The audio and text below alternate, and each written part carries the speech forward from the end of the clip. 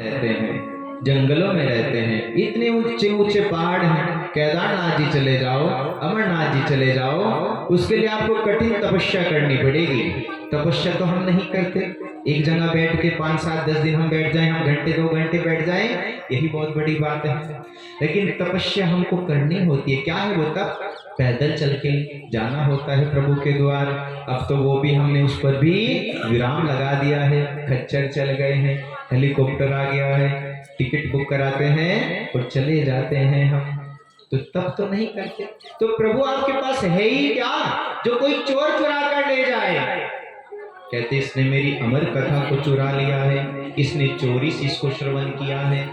अच्छा प्रभु, अमर कथा को श्रवण किया है तो प्रभु अब तो इसका कोई भी बाल बाका नहीं कर सकता।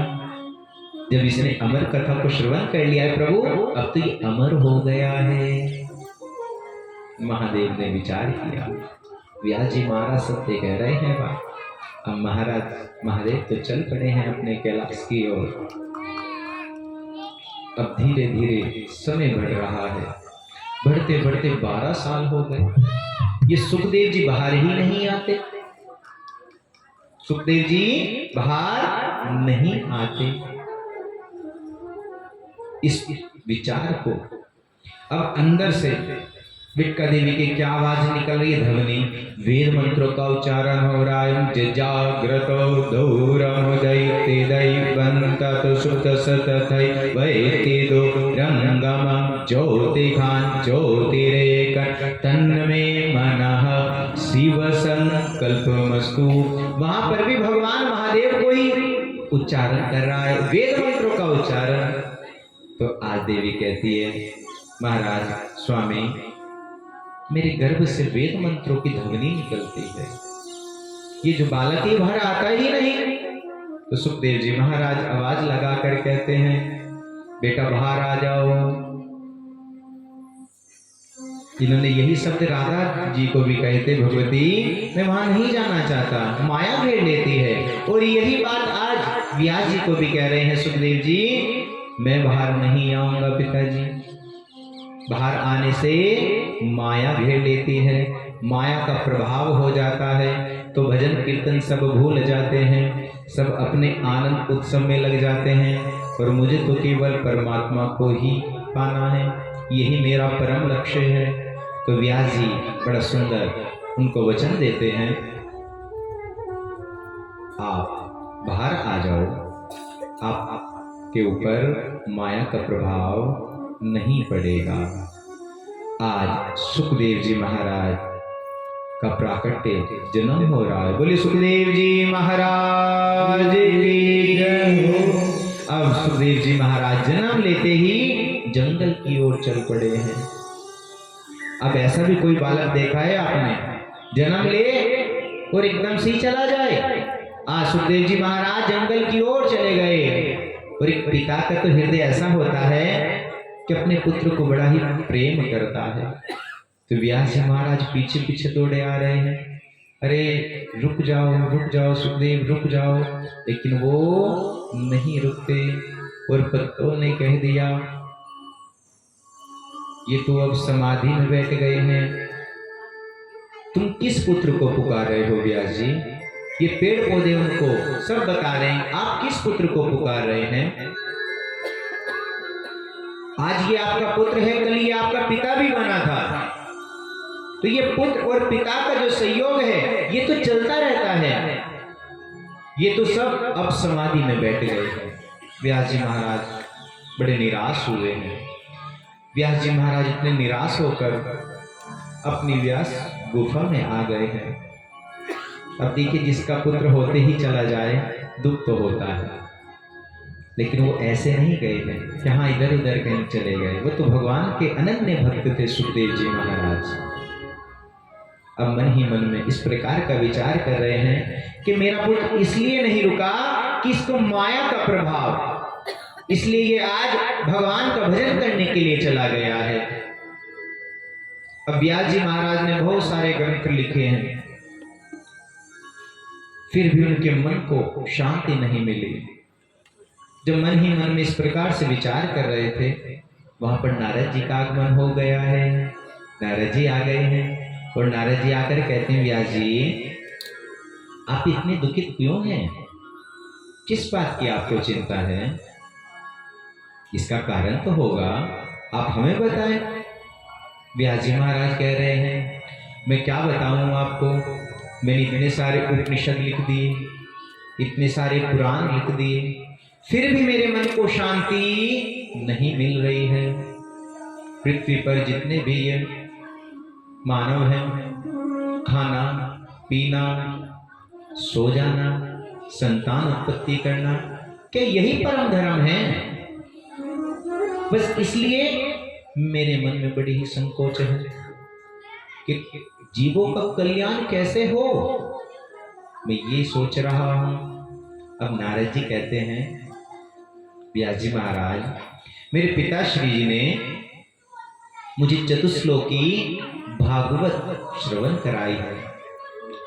आप कहें तो मैं आपको वो चतुश्लोकी भागवत बता देता हूं और आप उसका अच्छे से विस्तार कर दें।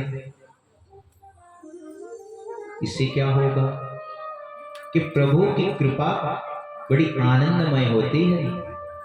तो कहते हैं, क्या भगवान से बढ़कर संत हो गए हैं? तो नारद जी आज अपना पूर्ण जन्म बताते हैं। अब आप सब जानते हैं कि नारद जी का जन्म, नारद जी भी एक साधारण बालक थे। नारद जी बिल्कुल ही साधारण बालक। पूर्ण जन्म में इनकी माताजी, पिताजी का तो इनके देहांत हो गया था। अब माताजी इनका ध्यान रखा करते थे। एक ऋषि के आश्रम में चले गए और ऋषि के आश्रम में बस उनकी सेवा करती।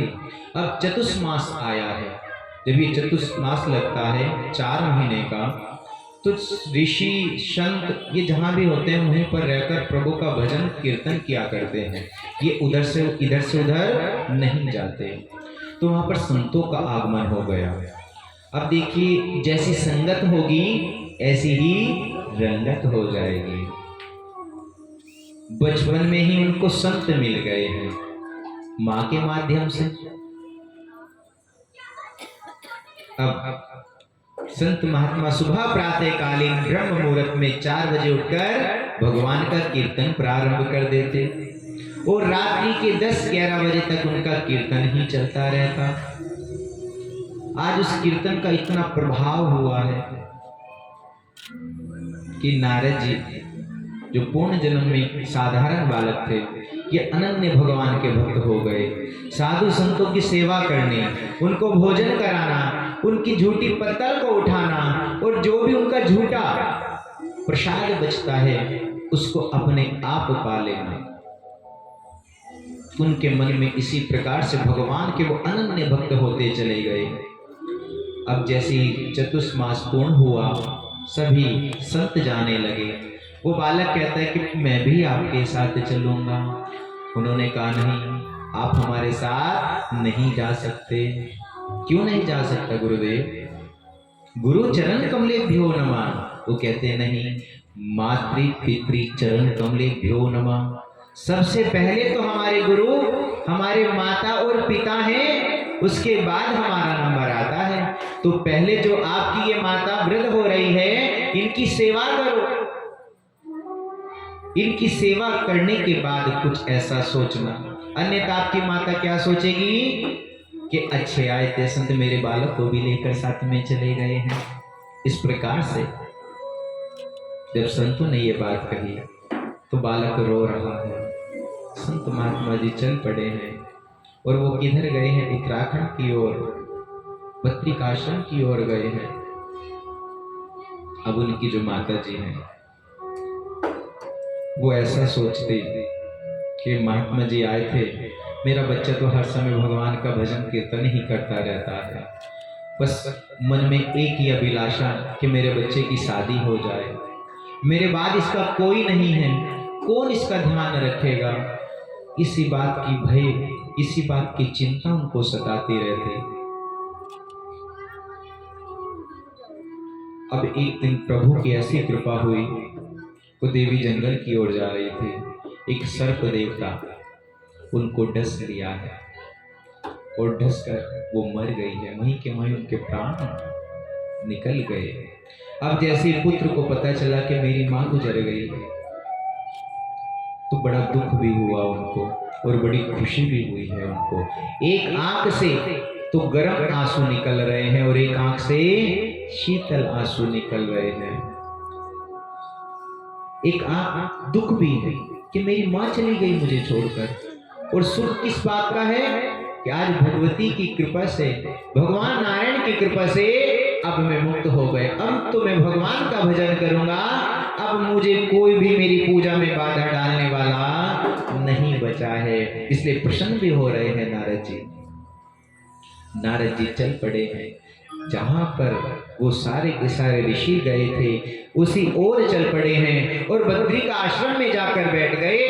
तप करने लगे भगवान का तप करते करते काफी समय बीत गया उनको।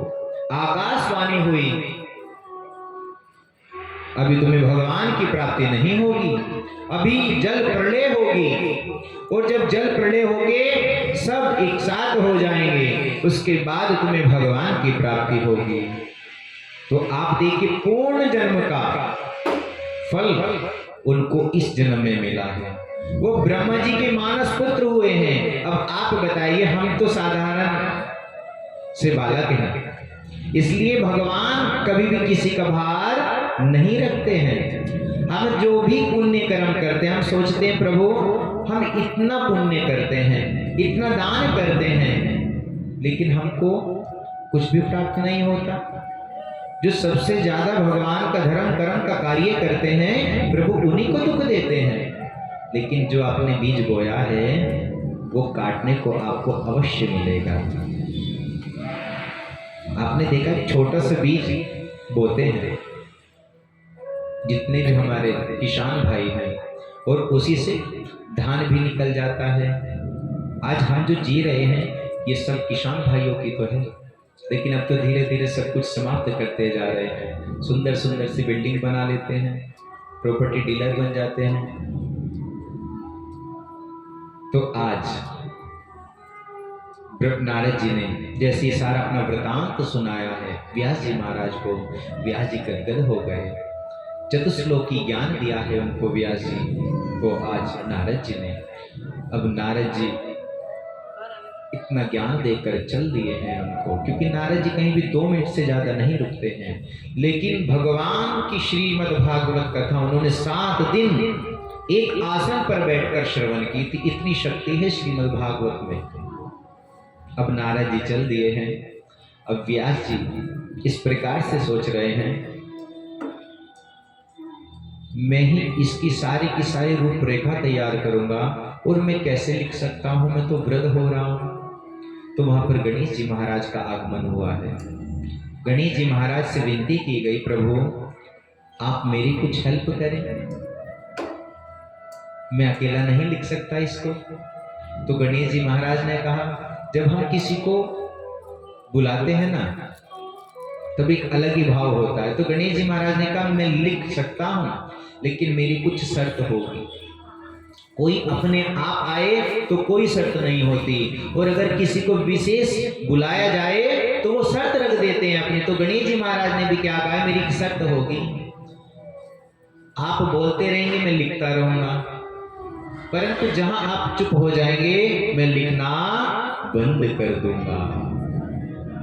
अब व्यास जी महाराज स्थिर हो गए, अब मैं बिल्कुल भी नहीं रुकूंगा। ऐसे करते करते श्रीमद् भागवत कथा को आज उन्होंने लिखा है, और श्रीमद् भागवत कथा आज लिखी गई है। अब थोड़ी सी उनको शांति मिली है व्यास जी महाराज को।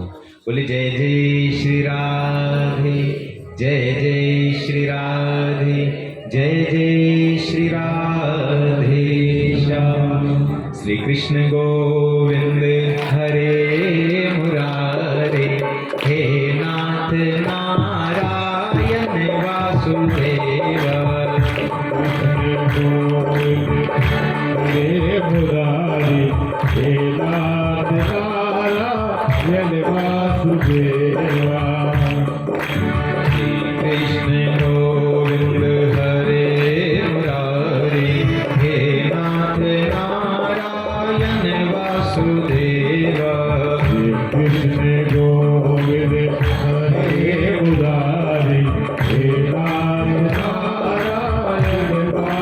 वासुदेवा हे नाथ नारायण वासुदेवा हे नाथ नारायण वासुदेवा हे नाथ नारायण वासुदेवा हे नाथ नारायण वासुदेवा हे नाथ नारायण वासुदेवा हे नाथ नारायण वासुदेवा श्री कृष्ण गोविंद हरे मुरारी हे नाथ नारायण वासुदेवा श्री कृष्ण गोविंद हरे मुरारी हे नाथ नारायण वासुदेवा हे नाथ नारायण वासुदेवा हे नाथ नारायण वासुदेवा हे नाथ नारायण वासुदेवा। बोले वासुदेव भगवान की जय। यहाँ पर एक प्रश्न ये भी था कि प्रभु के अवतार कितने हैं? 10 हैं, कोई 23 कहता है और कोई 24 कहता है। तो प्रभु ये भी हमें बताने की कृपा करें। अब व्यास जी महाराज ने जब श्रीमद् भागवत लिखा है तो सबका वर्णन लिखा है प्रभु ने। आइए हम सब श्रवण करें। सर्वप्रथम नारायण भगवान की नाभि से कमल पुष्प और वैसे हमारे ब्रह्मा जी की उत्पत्ति हुई है। फिर ब्रह्मा जी ने एक संकल्प के माध्यम से 4 ऋषि, सर्वप्रथम सनत सनंदन सनातन, ये 4 ऋषि आए हैं। बोले सनकादिक भगवान की जय। दूसरा अवतार वराह के रूप में आया है। जब हिरण्याक्ष पृथ्वी को समुद्र में लेकर चले गए थे तब भगवान ने वराह रूप बनाया था। बोले वराह अवतार की जय। तीसरा, ये ब्रह्मा के 7 मानस पुत्र में से एक हैं नारद जी, जिनकी कथा को हम अभी श्रवण कर रहे थे पूर्ण जन्म की। तो अब ये ब्रह्मा जी के पुत्र बने हैं। बोले नारद भगवान की जय। चौथे में नर और नारायण भगवान का आगमन हुआ है। इनके हाथों में हंस, चरणों में चक्र और वृक्ष स्थल पर ही वत्स के चिन्ह थे। अब ये कहाँ पर हैं? आप सब जानते हैं। नर नारायण भगवान कहाँ पर हैं? बद्रिकाश्रम में। बोलो नर नारायण भगवान की जय। पुनः इसके बाद 5वां अवतार हुआ है कपिल मुनि जी का। बोले कपिल भगवान की जय। इसके बाद 6ठा अवतार दत्तात्रेय जी महाराज। दत्तात्रेय जी महाराज ने बड़ी सरल स्वभाव के, जिन्होंने 24 गुरु बनाए हैं, जिससे जो भी ज्ञान मिला है उन्होंने उसे वही ज्ञान ले लिया। ज्ञान छोटा सा बालक भी हमको दे सकता है और बहुत बड़े वृद्ध भी हमको ज्ञान दे सकते हैं। इसलिए ज्ञान